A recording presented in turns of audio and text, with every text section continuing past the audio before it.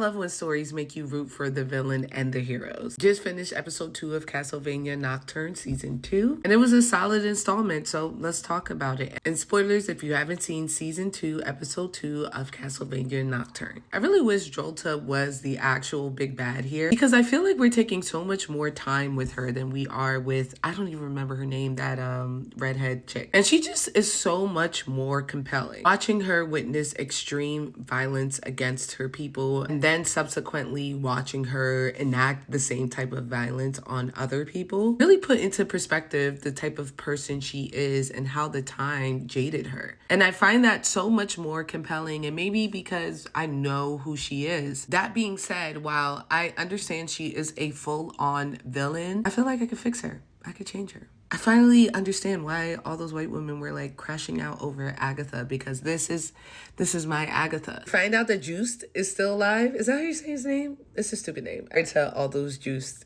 who are out in the world. Either way, we see that he's still alive and kicking. And I loved his interactions with Alucard. It's now my headcanon that Alucard will be annoyed with every Belmont that he interacts with and thinks they're all gross. But Alucard was right. Peeing in the water that you bathe and drink for him is nasty. That's kind of crazy. You're gonna get sick. I'm so happy that my boy has access to magic now. It's clear that he has no issue using it. I loved watching him fight, but he got a little bit too much dip on his chip. Now the vampires know where they're going. Also, I love seeing Annette become this like force. It reminds me a lot of Cypher. Like the magic was always there. Now we see her wielding it and becoming a team member that doesn't need to be looked after. I'm gonna need people to stop talking to Terara like she's some monster who can't control herself. I was happy to see her reunite with Maria. And I honestly don't understand why everyone's like, you can't be around her, you're gonna eat her. Like the abbot wasn't over here conversing with vampires this entire time. Clearly has control of her faculties, and vampires clearly can control,